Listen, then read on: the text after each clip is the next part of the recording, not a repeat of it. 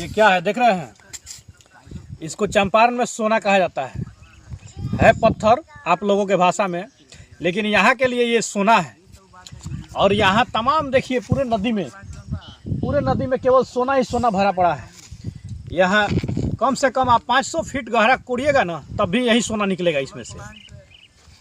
और ये किसका देन है? हमारे बिहार के नेताओं का देन है, क्योंकि इसको जब से लीज बंद कर दिया गया और यहाँ तक कि जो हमारे क्षेत्र के लोग हैं उनको भी पत्थर और बालू निकालने नहीं दिया जाता है नदी से, जबकि पूरे चंपारण की जो भी नदियाँ जो नेपाल से आती हैं वो पूरा नदियाँ भरा हुआ है बालू और पत्थर से।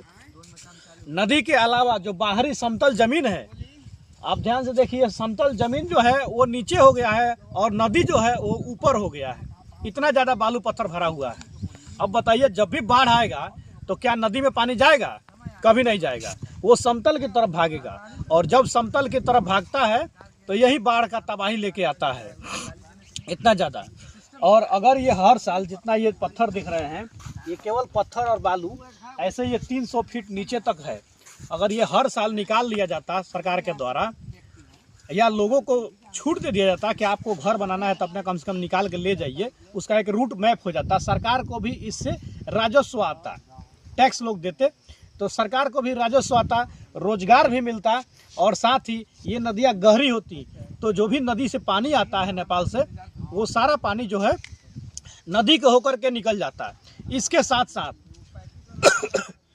नदी से होकर के जब ये निकल जाता तो फिर अगले साल फिर बाढ़ आता और फिर नेपाल से नदी से जो है ये पत्थर और बालू फिर से आकर के भर जाता है। तो ये एक प्रकार का बिहार सरकार के लिए ये फसल है कि हर साल आएगा, हर साल काटिए, लेकिन अगर नहीं इसको निकालते हैं तो ऐसे ही ये वीरान पड़ा हुआ है। इससे बिहार सरकार को मतलब फ़ायदा नहीं, नुकसान है।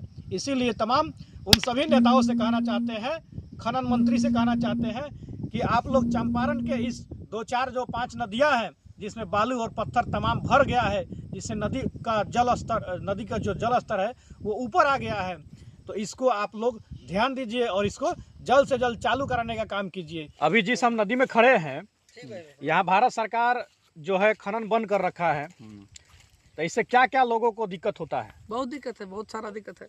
मतलब रोजगार नहीं है। हाँ, इससे नदिया का जल ऊपर हो गया है, कटाव नीचे ज्यादा कर रहा है। अब ये जब ऊंचा हो जाएगा तो उधर तो क्षति करेगा।